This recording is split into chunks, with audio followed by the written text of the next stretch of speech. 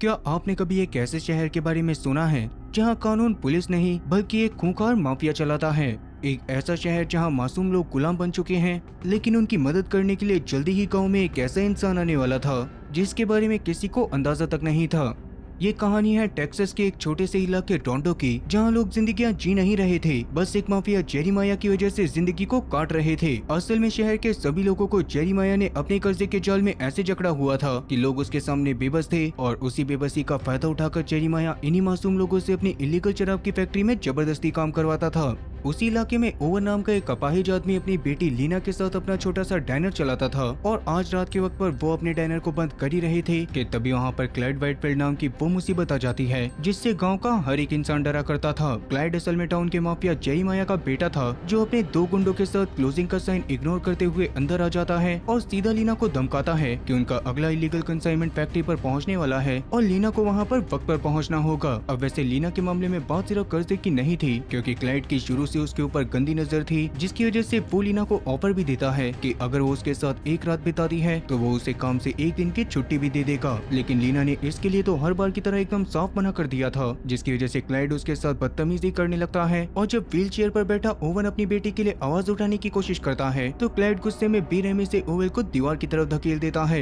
इसके बाद क्लाइड वहाँ पर से चला गया था, लेकिन लीना उस रात अपने मरे हुए फौजी पति ब्रायन को याद करती है और भगवान से दुआ मांगती है कि वो उनकी हिफाजत के लिए जल्दी ही किसी फरिश्ते को भेज दे। इस वक्त ऐसा लग रहा था जैसे भगवान ने उसकी ये फरियाद सुन ली है, क्योंकि अगले ही सुबह काफी समय बाद एक अनजान आदमी इस गांव में दस्तक देता है और गांव में घुसते ही सीधा वहां के एक रेस्टोरेंट में पहुंच जाता है। अंदर आके वो रेस्टोरेंट के मालिक वर्णन को अपना नाम नोमाडा बताता है और कहता है कि काफी लंबे समय से लगातार पैदल चलने के कारण मुझे भूख लगी है, मगर मेरे पास पैसे नहीं है। इसी वजह से नोमाडा खाने के बदले में वर्णन से कोई काम बताने के लिए कहता है, लेकिन वर्णन नोमाडा की चाल ढाल को देखकर उसे फ्री में खाना ऑफर करने लग गया था, क्योंकि वो समझ जाता है कि नोमाडा कोई आम इंसान नहीं बल्कि एक एक्स स्पेशल फोर्स का सिपाही है, और वर्णन के मन में स्पेशल फोर्सेस के लिए बहुत ज्यादा इज्जत थी। लेकिन नोमाडा की आदत थी कि वो फ्री में किसी से कुछ भी नहीं लेता, इसीलिए वर्णन को ना चाहते हुए भी उसे एक टूटी हुई शेल को सही करने का काम देना पड़ता है। और उसी समय वो नोमाडा से कहता है कि खाना खाने के बाद जितना जल्दी हो सके उसे इस इलाके से निकल जाना चाहिए, क्योंकि बाहर से आने वाले लोगों का यहाँ पर बहुत ही बुरा हाल होता है।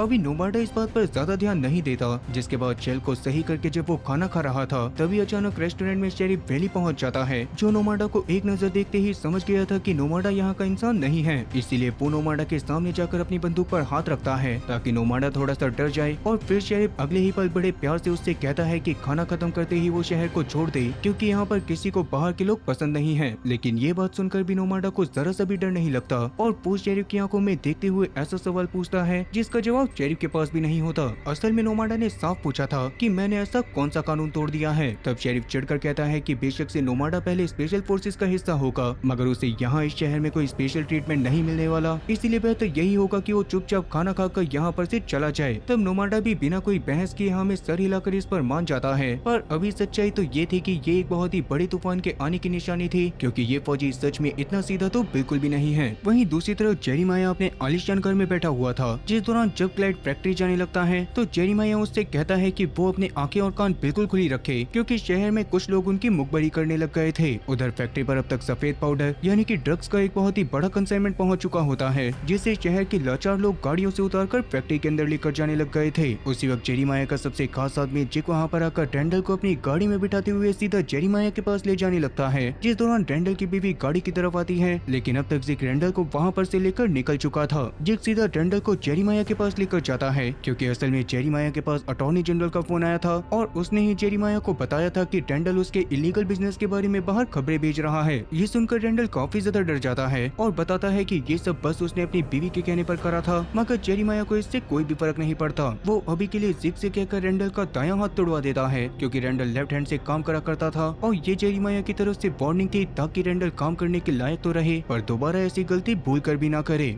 अब क्या इस शहर के लोगों की ये बेबसी कभी खत्म होगी?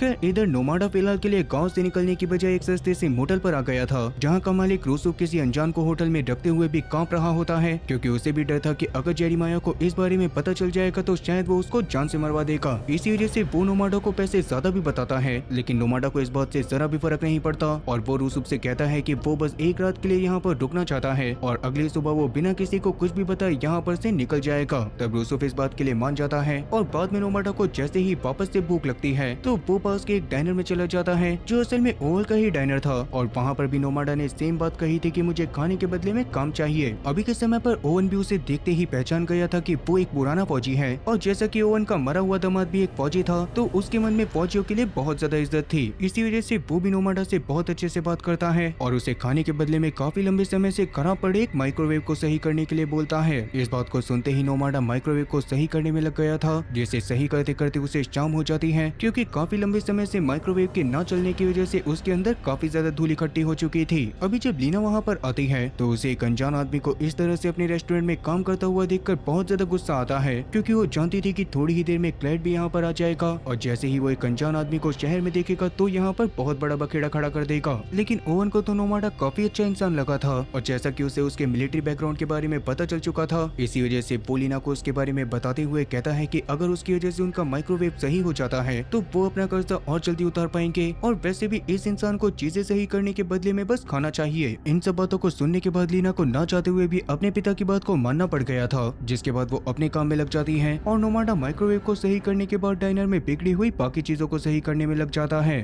इसके बाद डाइनर में सारी चीजें एकदम शांत चल रही थी, लेकिन तभी अचानक वहाँ पर क्लाइड एक बार वापस से अपने दो खूंखार गुंडों के साथ पहुंच जाता है, जिसकी नजर नोमाडा के ऊपर पड़ते ही वो काफी ज्यादा गुस्से में भी आ गया था। और तभी ओवन खुद ही उसके गुस्से को शांत करते हुए उसे बताता है कि नोमाडा बस यहाँ पर माइक्रोवेव को सही करने के लिए रुका है, जिसके बदले में ओवन बस उसको खाना खिलाने वाला है और फिर वो बंदा यहाँ पर से चला जाएगा। अभी इस बात को सुनने के बाद क्लाइड इस पर मान जाता है और फिलहाल के लिए नोमाडा के ऊपर ज्यादा ध्यान न देके लीना से उसके और उसके साथियों के लिए दारू लाने के लिए कहता है। तब लीना भी उनके लिए दारू लेकर जाती है, पर उस दौरान क्लाइड एक बार वापस से उसके साथ बदतमीजी करने लग गया था, जो चीज नोमाडा भी देख रहा होता है, पर फिलहाल के लिए वो कुछ भी नहीं करता। इसके थोड़ी देर बाद जब क्लाइड और उसके साथी वहाँ पर से चले जाते हैं तो नोमाडा ओवन और लीना के साथ बैठकर खाना खाता है, और उस दौरान वो ओवन से क्लाइड के बारे में भी पूछता है, जिस पर ओवन उसे क्लाइड और उसके पिता के काले कारोबार के साथ साथ एक ऐसी बात भी बताता है जिसे सुनने के बाद तो किसी की भी पैरों तले जमीन खिसक जाए। असल में यहाँ पर रहने वाला हर एक इंसान यहाँ पर से भागना चाहता था, लेकिन जेरेमाया के कनेक्शन पूरी दुनिया में हर तरफ है और उसे इस बात का भी डर रहता है कि अगर कोई इंसान गांव से बाहर जाकर उसके इलीगल बिजनेस के बारे में किसी को बता देगा तो उसका बिजनेस पूरी तरह से बंद हो जाएगा।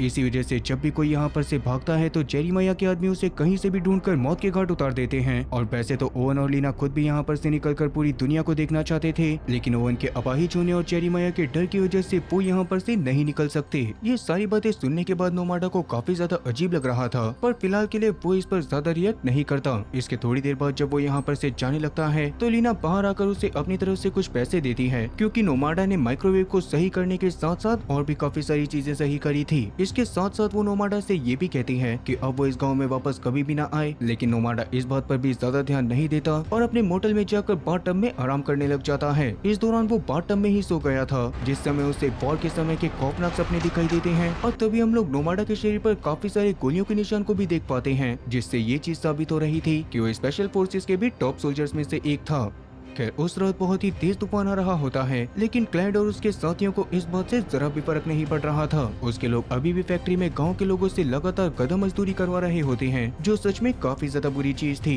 खैर इसके अगले दिन जब नोमाडा मोटल से निकलकर शहर से बाहर की तरफ जा रहा था कि तभी ओवन के डाइनर के सामने से निकलते हुए वो ओवन को बाहर परेशान खड़ा देखता है, क्योंकि पिछली रात आए तूफान की वजह से उसके डाइनर की छत टूट गई थी। तब नोमाडा बिना कुछ बोले उस छत को सही करने में लग जाता है, जिसको देखकर लीना बहुत ज्यादा गुस्से में ओवन से बोलती है कि उसे इस बूढ़े इंसान के ऊपर इतना ज्यादा भरोसा नहीं करना चाहिए। लेकिन ओवन को नोमाडा के ऊपर बहुत ज्यादा भरोसा था, और साथ ही जिस तरह से डाइनर की छत टूटी थी, ओवन कभी अपने अपाहिज पैरों के साथ उससे नोमाडा की मदद के बिना तो बिल्कुल भी सही नहीं कर सकता था। ये बात सुनकर लीना भी शांत हो जाती है, और नोमाडा छत को सही करने के बाद एक बार वापस से डाइनर में बाकी बिगड़ी हुई चीजों को सही करने में लग जाता है। उतने में ही वहाँ पर क्लाइड वापस पहुँच गया था, जो इस बार नोमाडा को वहाँ पर देखकर बहुत ज्यादा गुस्से में आ जाता है और सीधा नोमाडा के सामने जाकर साफ कहता है कि अगले 5 मिनट के अंदर तुम यहाँ पर से निकल जाओगे। ये सुनकर नोमाडा बस हाँ में जवाब देता है और घड़ी को घूरने लगता है। ये देखकर क्लाइड ने एक बार वापस से लीना से उसके और उसके साथियों के लिए दारू लाने को कह दिया था, लेकिन इस बार जब लीना उनके लिए दारू लेकर जाती है तो क्लाइड इस बार सारी हदें पार करते हुए उसके कपड़ों को खींचने की कोशिश करता है। इससे गुस्से में आकर लीना ने क्लाइड के मुंह पर दारू का गिलास फेंक दिया था, जो क्लाइड जैसे इंसान को गुस्सा दिलाने के लिए काफी था। और अब क्लाइड ने लीना के एक चांटा मारने के बाद अपनी बंदूक निकालकर उसको ठोकने का फैसला कर लिया था। पर ये सारी चीजें अपनी आंखों के सामने होता हुआ देखकर अब नोमाडा से बिल्कुल भी नहीं रहा जाता और वो बीच में आकर सबसे पहले तो क्लाइड को बुरी तरह से मारकर उसकी बंदूक छीनता है और अगले ही पल क्लाइड के आदमियों पर बंदूक तानकर कहता है कि वो क्लाइड को लेकर अभी के अभी यहाँ पर से दफा हो जाएं, वरना वो यही तीनों को जमीन में गाड़ देगा। नोमाडा के इस रूप को देखने के बाद तो क्लाइड की खुद की फटके 4 से 64 हो चुकी थी और वो चुपचाप अपने साथियों को लेकर तुरंत वहाँ पर से निकल गया था। इसके बाद नोमाडा लीना और ओवन को समझाता है कि अब तुम लोगों को भी यहाँ पर से अभी के अभी निकल जाना चाहिए, लेकिन ओवन उसको ऐसी राज की बात बताता है जिसे सुनने के बाद तो नोमाडा बहुत ज्यादा इमोशनल हो गया था। असल में सालों पहले ओवन ने इस जगह पर से भागने की कोशिश करी थी, लेकिन जेरेमाया ने जैसे तैसे करके उसको पकड़वा लिया और ये ओवन के भागने का ही नतीजा थी कि आज ओवन को अपनी जिंदगी व्हील चेयर पर गुजारनी पड़ रही थी। इसका मतलब कि अगर वो लोग यहाँ पर से जाने की कोशिश भी करते तो इस बार उसकी जान के साथ साथ लीना की जान को भी खतरा होता और अभी नोमाडा की हरकत की वजह से ये चीज तो साफ थी कि उसके साथ तो बवाल होने ही वाला था। उधर क्लाइड फिलहाल के लिए अपने बाप जेरेमाया के पास पहुंचकर उसे नोमाडा के बारे में सब कुछ बताता है। जो बात सुनने के बाद तो जेरेमाया को अपने कानों पर यकीन नहीं हो रहा था कि आखिरकार 3 हट्टे कट्टे मर्द एक अकेले बुड्ढे से कैसे हार गए। इस बात का जवाब क्लाइड के पास भी नहीं होता और तब जेरेमाया तिलमिलाकर तुरंत ही शेरिफ को कॉल करके उससे नोमाडा को पकड़ने के लिए कहता है, जिस पर शेरिफ मान तो गया था, पर क्या एक बेईमान शेरिफ उस मौत को रोक पाएगा जो इस शहर में नोमाडा के रूप में दाखिल हो चुकी थी। उस समय तक शहर के डरे हुए लोग छुपते छुपाते हुए उनके डाइनर में इकट्ठा हो गए थे, जिनमें से कुछ लोगों को नोमाडा की वजह से आने वाली मुसीबतों की चिंता थी तो कुछ लोगों को लग रहा था कि शायद अब वो नोमाडा के साथ मिलकर लड़ाई कर सकते हैं। तभी ओवन सबको बताता है कि नोमाडा कोई आम फौजी नहीं बल्कि यूएस आर्मी का एक एलीट ग्रीन बैरेट कमांडो है और अगर नोमाडा अकेले उन लोगों की मदद नहीं भी कर पाएगा तो कहीं न कहीं उसकी पहुंच ऐसे लोगों से तो जरूर होगी जो पल भर में जेरेमाया और उसके पूरे साम्राज्य को खत्म कर सकते हैं। इस समय पर नोमाडा भी अपने एक पुराने ग्रीन बैरेट दोस्त को फोन करता है, जिस दौरान उसका दोस्त उसकी आवाज को सुनकर पूरी तरह से दंग रह चुका था, क्योंकि कई सालों से सबको यही लग रहा था कि शायद नोमाडा की मौत हो चुकी है। इस बात पर नोमाडा उसे ज्यादा सोचने से मना करता है और अपने दोस्त से कहता है कि वो इस शहर को एक जंग का मैदान बनाने वाला है, इसीलिए उसे जल्दी से जल्दी अपने पुराने और भारी हथियार चाहिए। इसी बीच शेरिफ भी डाइनर के अंदर पहुंच जाता है, जिसे देखकर सभी लोग शांत हो गए थे और तब लीना बात को संभालने के लिए झूठ बोलती है कि वो सब वहाँ पर ओवन की बर्थडे पार्टी की प्लानिंग करने के लिए बैठे हुए हैं। तब शेरिफ उनकी बातों पर ज्यादा ध्यान न देकर ओवन और लीना को साफ कहता है कि वो नोमाडा को तुरंत उसके सामने हाजिर करे, क्योंकि उसे नोमाडा को अरेस्ट करने के लिए ऊपर से ऑर्डर आए हैं। तब शुरुआत में तो लीना और ओवन उसे नोमाडा के बारे में कुछ भी नहीं बताते, जिस पर नोमाडा उन दोनों को भी जेल भेजने की धमकी देता है और तब अपने दोस्तों को मुसीबत में देखकर नोमाडा खुद ही उसके सामने पहुंच जाता है। इस दौरान नोमाडा ने शेरिफ को ऐसी बात बोल दी थी जिसे सुनने के बाद तो शेरिफ की फट के 4 से 64 हो जाती है और वो नोमाडा या फिर किसी को कुछ भी कहे बिना ही वहाँ पर से तुरंत निकल जाता है। असल में नोमाडा ने शेरिफ को साफ कहा था कि अगर उसने किसी को भी कुछ भी करने की कोशिश करी तो वो सीधा कर्नल हॉलिस्टर को कॉल लगाकर यहाँ पर आर्मी के लोगों को बुला लेगा और वो लोग शेरिफ के साथ साथ जेरेमाया को भी खत्म कर देंगे। ऐसे लोगों के लिए तो हॉलिस्टर का नाम ही काफी था, क्योंकि सारे के सारे स्पेशल फोर्सेस उसी के अंडर में थे और उसी वजह से उसके लिए इस शहर को कब्रिस्तान बनाना कोई बड़ी बात तो बिल्कुल भी नहीं थी। खैर अभी शेरिफ के जाने के बाद जब लीना नोमाडा से पूछती है कि क्या ये सब सच था, तो इस पर नोमाडा बताता है कि उसने शेरिफ के सामने जो कुछ भी कहा वो सब कुछ झूठ था। अब वैसे उस समय पर जेरेमाया अपनी फैक्ट्री के पास एक बड़ी डील कर रहा होता है, तभी शेरिफ उसे कॉल करके नोमाडा और उसके कर्नल हॉलिस्टर के साथ जान पहचान के बारे में बताता है, जिस बात को सुनते ही जेरेमाया तो बहुत ही जोर जोर से हंसने लग गया था, क्योंकि असल में वो जानता था कि कर्नल हॉलिस्टर को मरे हुए बरसों बीत चुके हैं। अब जैसा कि जेरेमाया खुद भी इस बात को समझ चुका था कि शेरिफ नोमाडा का कुछ भी नहीं बिगाड़ सकता, इसी वजह से वो फैसला करता है कि नोमाडा से वो खुद ही निपटेगा। वहीं दूसरी तरफ उस रात नोमाडा अपना सामान पैक कर डाइनर से कहीं पर निकलने वाला था कि तभी अचानक लीना उससे रोते हुए कहती है कि वो उन्हें छोड़कर ना जाए, क्योंकि शहर पर एक बहुत ही बड़ी तबाही आने वाली है और उस तबाही से सिर्फ नोमाडा ही उन्हें बचा सकता है। इस पर नोमाडा लीना को बताता है कि असल में वो यहाँ पर से भाग नहीं रहा था, बल्कि उसे यहाँ पर से 50 मील नॉर्थ की तरफ जाना होगा, क्योंकि वहाँ पर उसका एक पैकेज आने वाला है। ये बात सुनने के बाद लीना नोमाडा से वादा करती है कि वो उसे अगली सुबह वहाँ पर लेकर जाएगी, और अभी के लिए उसने नोमाडा को आराम करने के लिए ऊपर वाला कमरा दे दिया था, लेकिन काफी साल जंग में बिताने की वजह से नोमाडा को तो जमीन पर सोना ही पसंद था। अब वैसे उस रात लीना आसमान की तरफ देखकर ब्रायन का शुक्रिया भी अदा करती है, क्योंकि अब लीना को लगने लग गया था कि शायद नोमाडा को उन लोगों की मदद करने के लिए ब्रायन नहीं भेजा है। फिर इसकी अगली सुबह लीना एक गाड़ी में नोमाडा को लेकर उसकी बताई गई लोकेशन की तरफ जाने लग जाती है, जिस दौरान रास्ते में लीना ने नोमाडा को दूर से जेरेमाया का घर भी दिखाया था, और ये वही खौफनाक जगह थी जहाँ पर से जेरेमाया इस पूरे शहर के ऊपर राज करा करता था। अभी फिलहाल के लिए नोमाडा उसको आगे चलने के लिए कहता है और वो लोग जल्दी ही एक सुनसान पुराने से लैंडिंग स्ट्रिप के ऊपर पहुँच जाते हैं, जहाँ पर कुछ ही सेकंड में एक छोटा सा प्लेन आकर रुक गया था। तब नोमाडा उस प्लेन के पायलट के पास जाकर उससे एक बहुत ही भारी सा बैग लेता है और बाद में वो दोनों एक दूसरे को सैल्यूट करके अपने अपने रास्ते पर निकल जाते हैं। अभी जब नोमाडा लीना के साथ बातें करते हुए शहर की तरफ वापस जा रहा था तो उस समय पर उसे इस बात का जरा सा भी अंदाजा नहीं था कि जेरिमाया के दो साथी एक गाड़ी की मदद से उन लोगों का पीछा कर रहे हैं। इसके बाद जैसे ही नोमाडा उन लोगों की गाड़ियों को नोटिस करता है तो तुरंत ही अपनी बंदूक को निकालकर लीना से एक्सीलरेटर दबाने के लिए कहता है और खुद उन लोगों के ऊपर गोलियां चलाना शुरू कर देता है। तब जेरिमाया के साथी अपनी बड़ी गाड़ी से लीना की गाड़ी को टक्कर मारने की भी कोशिश करते हैं, लेकिन लीना गाड़ी को बहुत ही अच्छे से संभालती है और जल्दी ही दोनों गाड़ियां अलग अलग रोड पर पहुंच जाती हैं। इस दौरान वो लोग भी सब मशीन गन निकालकर नोमाडा के ऊपर गोलियां चलाने की कोशिश कर रहे थे, लेकिन किस्मत से उनकी एक भी गोली लीना या फिर नोमाडा की नहीं लगती, जो देखकर गुस्से में आते हुए वो लोग अपनी गाड़ी की स्पीड को बढ़ाते हैं और जैसे तैसे लीना की गाड़ी को ओवरटेक करके उनका रास्ता रोकने की कोशिश करने लग जाते हैं। पर लीना सच में कमाल की ड्राइवर थी जो इस बार भी उन लोगों से बच जाती है और बाद में लीना अपनी गाड़ी को एक ऐसी जगह पर लाकर रोकती है जहाँ पर पास में ही एक पुराना अनाज का भंडार था। फिलहाल के लिए लीना और नोमाडा गाड़ी को खुला ही छोड़कर उस अनाज के भंडार की जगह पर घुस गए थे, जहाँ पर जेरिमाया के लोग भी उनका पीछा करते हुए अंदर पहुँच जाते हैं। पर जैसे ही वो लोग आगे बढ़ते हुए नोमाडा को ढूंढने की कोशिश करते हैं तभी नोमाडा अचानक से उनके सामने आकर अपनी शॉटगन से उनके ऊपर अंधाधुंध फायर करना शुरू कर देता है। इसकी वजह से नोमाडा और लीना को वहाँ से निकलकर पास की दूसरी बिल्डिंग में आने का मौका मिल जाता है, जहाँ पर पहुँचते ही नोमाडा सबसे पहले तो लीना को हथियारों के बैग के साथ एक सेफ लोकेशन पर छुपाता है और बाद में जेरिमाया के लोगों के पीछे जाकर उनके ऊपर एक बार वापस से अंधाधुंध गोलियां चलाना शुरू कर देता है। इससे जेरिमाया का एक साथी तो बुरी तरह से जख्मी हो गया था और दूसरे वाले को नोमाडा का पीछा करते हुए ये चीज समझ में आ चुकी थी कि ये बुढ़ाऊ आज उसकी जान लेकर ही मानेगा। इसी दौरान जेरिमाया का जख्मी हिटमैन लीना को ढूंढते हुए उसके बिल्कुल करीब पहुंच जाता है, जिस दौरान लीना बहुत ज्यादा डरी हुई थी कि तभी अचानक से उसे ऊपर की तरफ से आहट सुनाई देती है और तुरंत ही एक बंदूक को उस तरफ घुमा लेती है। पर किस्मत से उस जगह पर नोमाडा आया था जो कि जमीन पर लेटकर दूसरे हिटमैन के अंदर आने का इंतजार कर रहा था और अभी उसके अंदर आते ही नोमाडा सीधा उसके सामने जाकर उसके सीने पर गोली चलाता है, जिससे वो वाला हिटमैन तो वहीं पर ढेर हो चुका था। इस समय नीचे की तरफ लीना उस जख्मी हिटमैन से लड़ाई करने की कोशिश कर रही थी, लेकिन वो हिटमैन जख्मी होने के बावजूद भी उसके ऊपर भारी पड़ रहा होता है और अभी वो लीना को जान से मारने ही वाला था कि उससे पहले ही नोमाडा उस हिटमैन के खोपड़े पर शूट कर उसे मौत के घाट उतार देता है। इससे लीना की जान बच गई थी और इस लड़ाई के बाद वो दोनों ही वहाँ पर से निकलकर वापस से शहर की तरफ जाने लग गए थे। तब रास्ते में नोमाडा लीना को एक बार वापस से समझाता है कि उसे और ओवन को इस शहर को इसी वक्त छोड़ देना चाहिए, क्योंकि अभी वाले कांड की वजह से जेरिमाया के गुंडे उन्हें ढूंढते हुए पूरे शहर को छान मारेंगे। लेकिन इस बार लीना हार मानने के मूड में बिल्कुल भी नहीं थी और वैसे भी इस शहर के अलावा उनका कोई दूसरा ठिकाना नहीं था। इसी वजह से वो फैसला कर लेती है कि ओवन और वो मिलकर नोमाडा का साथ देंगे। अब रात होने पर जैसे ही वो दोनों डायनर के अंदर दाखिल होते हैं तो वहाँ पर अचानक से क्लाइड अपने गुंडों के साथ उन दोनों को धप्पा कर देता है, क्योंकि वो पहले से ही वहाँ पर मौजूद था और क्लाइड के गुंडों ने शहर के सारे लोगों के ऊपर बंदूकें तान रखी थी। उसको देखने के बाद नोमाडा समझ जाता है कि सभी लोगों की जान बचाने का सिर्फ एक ही रास्ता है कि वो अपने आप को क्लाइड के हवाले कर दे।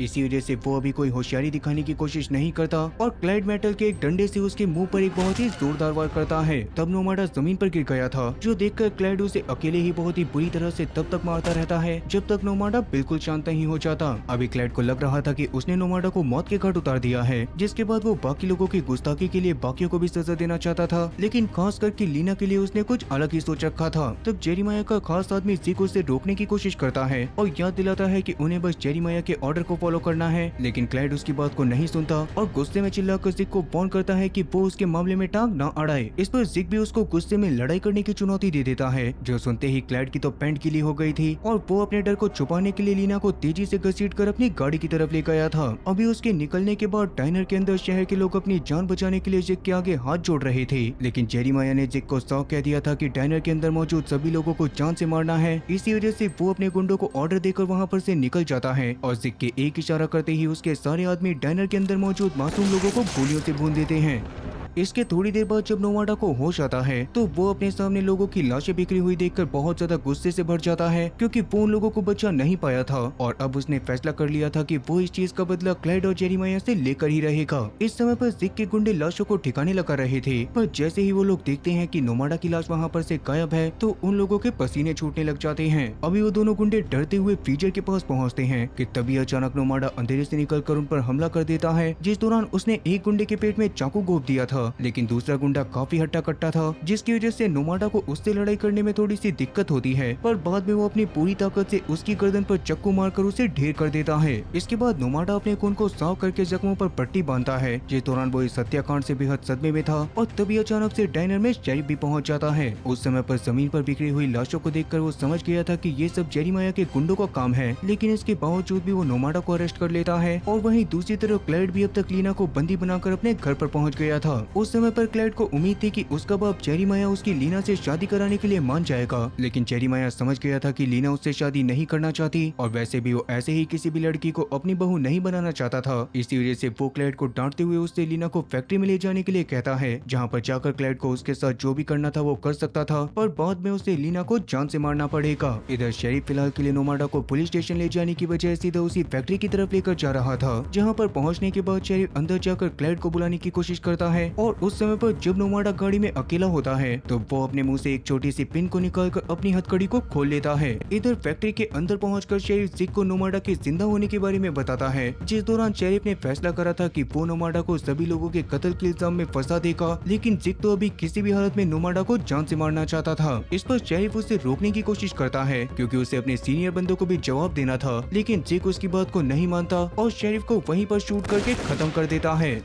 इसके बाद जिक नोमाडा को खत्म करने के लिए शेरिफ की गाड़ी की तरफ जाना शुरू कर देता है, लेकिन जिक को इस बात का जरा सा भी अंदाजा नहीं था कि नोमाडा गाड़ी से बाहर निकल चुका है और उसने वहां पर पहरा दे रहे गार्ड को मारना भी शुरू कर दिया है। अभी गार्ड को ढेर करने के बाद नोमाडा तेजी से फैक्ट्री के अंदर घुस जाता है और वहाँ पर मौजूद गुंडों के ऊपर फायरिंग करते हुए सबको एक एक चोट पे खत्म करना शुरू कर देता है। तब गोलियों की आवाज को सुनकर जिक भी अपनी बंदूक लेके अंदर आ गया था, जिससे अब जिक और नोमाडा दोनों के बीच में गन फाइट शुरू हो जाती है, लेकिन उन दोनों में से किसी की भी गोली एक दूसरे को नहीं लगती और जब बाद में दोनों की गोलियां खत्म हो जाती हैं, तो वो दोनों एक दूसरे के आमने सामने आकर हाथ पैरों से लड़ाई करना शुरू कर देते हैं। इस वक्त जिक ने चाकू से नोमाडा के चेहरे पर एक कट मार दिया था, पर चेहरे पर जख्म लगने के बाद भी नोमाडा अपनी गन के पीछे वाले हिस्से से जिक पर बहुत ही बुरी तरह से हमला करता है, जिस दौरान उसे जिक से लड़ाई करने में काफी ज्यादा पिटना भी पड़ रहा था। पर काफी देर पिटने के बाद नोमाडा पास लटक रही एक फायर हाउस को जिक की गर्दन में लपेटता है और रेलिंग की दूसरी तरफ से छलांग लगाकर झटके से जिक की गर्दन तोड़ देता है, जिससे जिक की तो अब वहीं पर मौत हो गई थी। इसके कुछ ही समय बाद क्लाइड भी अपनी गाड़ी से लीना को लेकर फैक्ट्री की तरफ पहुंच गया था, पर बाहर किसी भी गार्ड को न देखकर वो हैरान हो जाता है और तभी अचानक नोमाडा उसकी गाड़ी के सामने आकर उसको पट्टे से हेडशॉट मारता है, जिससे क्लाइड की भी मौके पर ही मौत हो गई थी। अभी गाड़ी से उतरने के बाद लीना सबसे पहले नोमाडा से अपने पिता के बारे में पूछती है, पर उसके पिता को भी जेरेमाया के लोगों ने जान से मार दिया था, जिस बारे में पता चलते ही लीना बहुत ही बुरी तरह से रोने लग गई थी।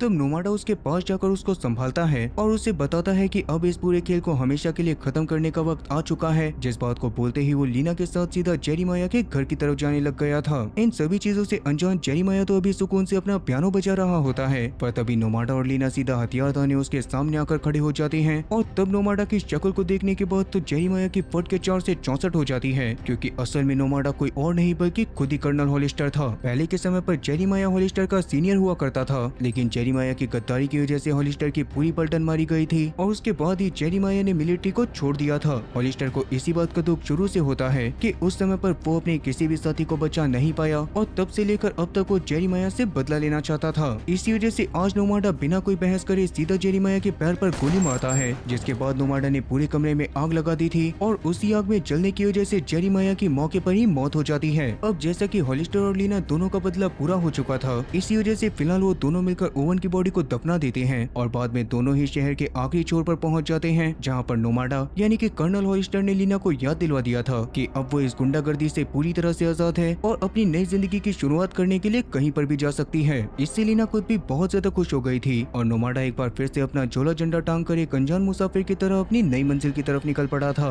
अब वैसे दोस्तों नोमाडा तो शायद शांति की तलाश में निकल गया था, पर अब मैं आपको लेकर चलता हूँ एक ऐसी जगह जहाँ मौत का नंगा नाच अभी शुरू होने वाला है। फिनलैंड के सुनसान जंगल, जहाँ पर कॉर्पी नाम का एक बूढ़ा कमांडो सबको छोड़कर सुकून से सोना निकाल रहा था, मगर उसकी किस्मत उसे चैन से नहीं जीने देती और जब वो सोने को बेचने के लिए कहीं पर जा रहा होता है, तभी अचानक एक बेहद बेरहम नाजी जनरल की नजर उसके ऊपर पड़ जाती है, जो उससे अब सारा का सारा सोना छीनकर उसे मौत के घाट उतारने के लिए भी तैयार था। पर असल में उस नाजी जनरल को ये बात पता नहीं होती कि बूढ़ा कमांडो कोई आम इंसान नहीं, बल्कि 300 से ज्यादा दुश्मनों को अकेले कुत्ते की मौत मारने वाला एक अमर जल्लाद है, जिसे देखते ही रशियन सोल्जर की भी पैंट गीली हो जाती है। पर क्या अभी ये अकेला बूढ़ा पूरी नाजी सेना के चक्के छुड़ा पाएगा या फिर वो लोग इसे मौत के घाट उतार देंगे? फिनलैंड के सबसे खतरनाक लेजेंडरी कमांडो की पूरी कहानी दास्तां देखने के लिए राइट हैंड साइड पर आ रही वीडियो के ऊपर क्लिक करें। और अगर आप लोग इसकी कहानी जानते हो तो आप लोग लेफ्ट हैंड साइड पर आ रही वीडियो के ऊपर क्लिक करके दूसरी कहानी भी देख सकते हो। बाकी उम्मीद है कि आप लोगों को आज वाली कहानी भी पसंद आई होगी। अब मिलते हैं मेरे नेक्स्ट वीडियो में। खैर तब तक के लिए टाटा और गुड बाय।